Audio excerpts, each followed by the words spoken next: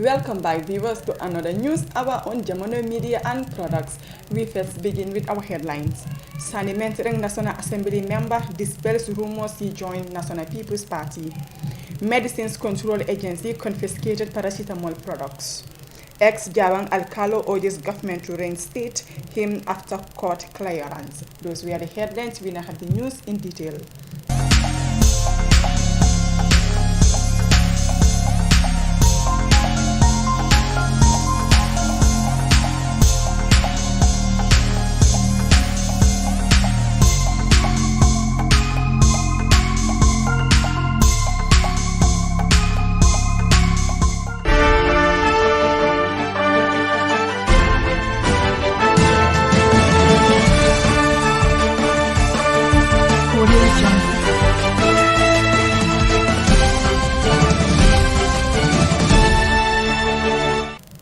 The National Assembly member for Sani Mentereng, Fatou Cham, elected on the ticket of the opposition United Democratic Party, has released an audio dismissing rumors that he has shifted allegiance to the ruling National People Party.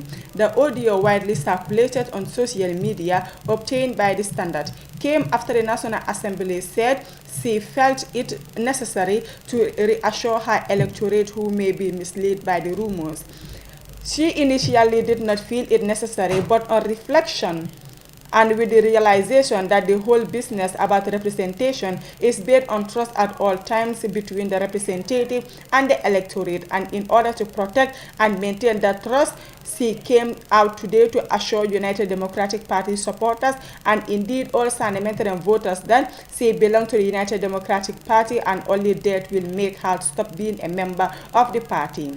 She knows some people who love her and the party may be obliged to feel confused about the rumors because of their love and loyalty, but they must never be worried about her loyalty. She is United Democratic Party forever. She added she is representing the whole of will speak for the entire constituency on matters dealing with nation. She feels that the people of her constituency have been a very progressive choice by electing a woman, and that must not be let down, and she will endeavor to serve as a true representative to the best of her ability, Madam Cham said.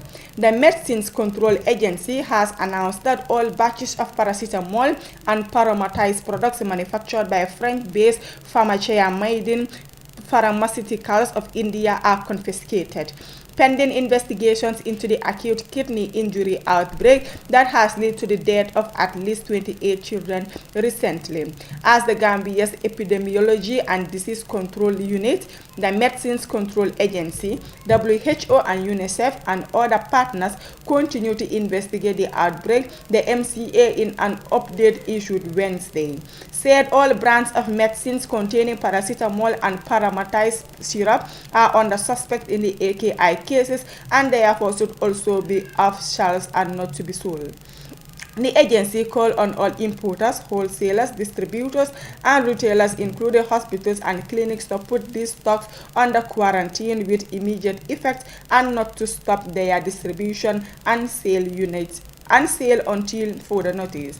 The MCA added that all batches of Panadol manufactured by Pharmacia and Paramatizan manufactured by Maiden Pharmaceuticals are being confiscated until further notice. They are still receiving reports that combination of syrups containing paracetamol, example, titinin mixture and cold syrups, are still being sold despite the warning to stop selling all brands of paracetamol and paramatizin. The agency warned that severe regulatory sanctions will be applied to all offenders.